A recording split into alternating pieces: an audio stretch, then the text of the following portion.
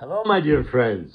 This is Rabbi Aharon Dobinsky coming to you today from the holy city of Yerushalayim, just a few short days from Rosh Hashanah.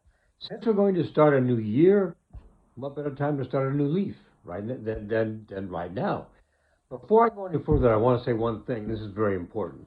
I notice a lot of you have been watching my reels, which are only a minute and a half long, but you should know for each one of those minute and a half reels, there's a corresponding probably 10-minute to 12-minute shiur, which gives you more meat and more bones and more everything. And you can find that on either Facebook or on YouTube. And again, it's under the name Rabbi Aharon Dobinsky, okay? Now, moving forward, let's ask you a question today. What is the best way to tick off a father? I think you probably all know the answer to this question. The answer is to do something to hurt his children. It makes sense, right? If you're a father or a mother and you have children, you know what it's like. How do we feel when somebody upsets our children? We feel terrible. How much of an open mind do we have to do something nice for that person? Not much, because they just hurt our kids. This is a terrible thing. And sometimes we forget this part. As we're going into the new year, we need to remember that there are 7.5 billion people on the face of this earth, and we are all brothers. We all come from a singular Adam, one man. We all come from that same place. So we are all brothers. We all have the same Father. I don't care what religion someone professes. We have the same Father because we all come from the same place. It's very important to remember, and I'm going to tell you why right now. Every day when we daven in the morning, after we put on our towels and tefillin, here's the first thing that we say. Hareni mekaber alai mitzvah oseh shel ve'ahavta re'acha kamocha. I hereby take upon myself the mitzvah, love your fellow man as yourself. And it's in little teeny letters in most Sidurim, which is why maybe we think it's not that important. But let me go back to something basic. We've talked about this before. The fact is, sometimes it's the smallest things that are of the greatest importance. You know, when you say a bracha, it's very important to say a bracha. When you say amen, even more important.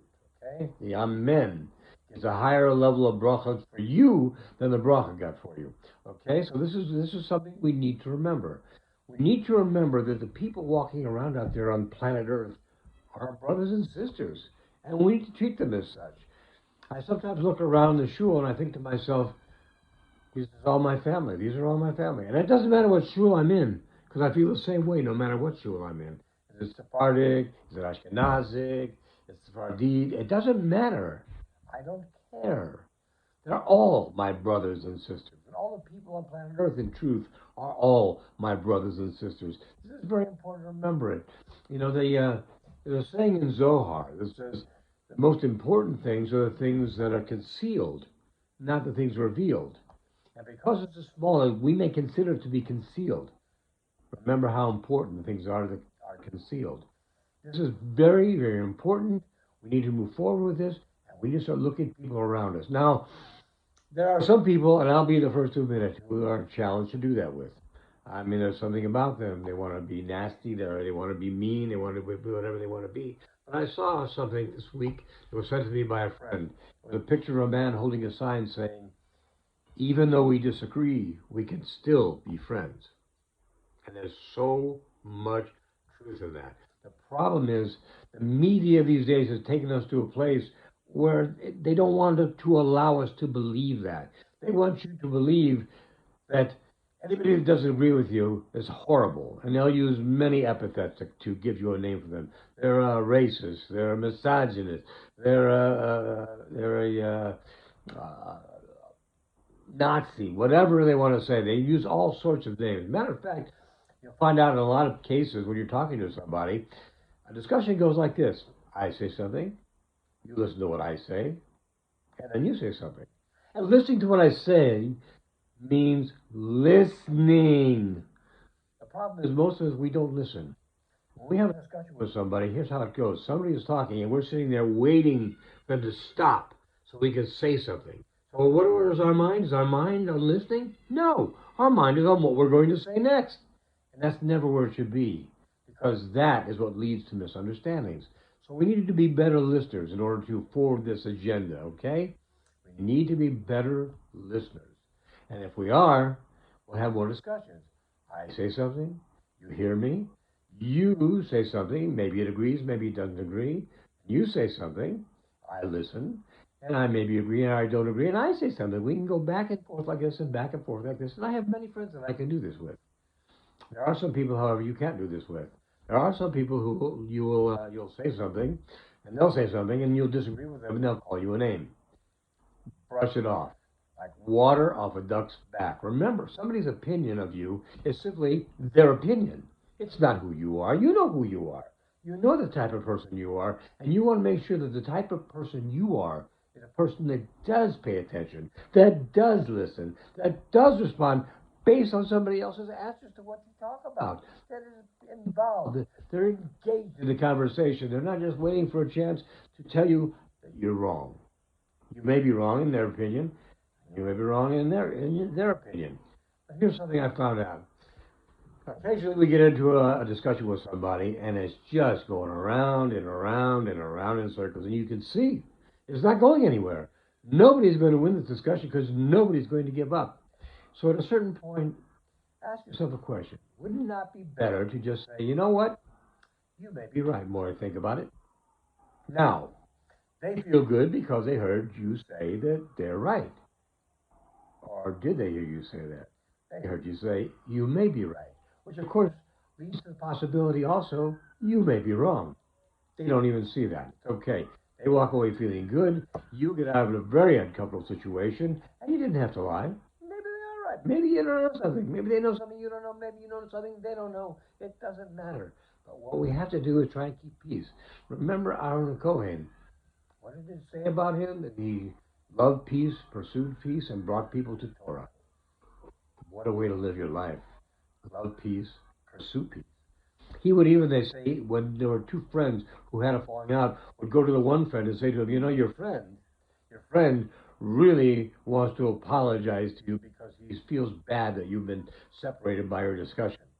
And then he'd go to the other one and say exactly the same thing. And when the two would meet in the street, but don't tell him I told you that, okay? They meet in the street, they would become friends again. Why? Because they figured the other person was apologizing. And the fact of the matter is, we can always find something to apologize for, if nothing more than the fact that maybe we overspoke, maybe we just said too much, maybe we got carried away with our discussion. Whatever it is, peace is what we want to have, and also to bring people to Torah. Now, let me tell you one more thing. It's extremely important. Also, in very little letters, also at the end of davening for Shacharis every day. It's a small paragraph, and because it's a little word, we go right through it.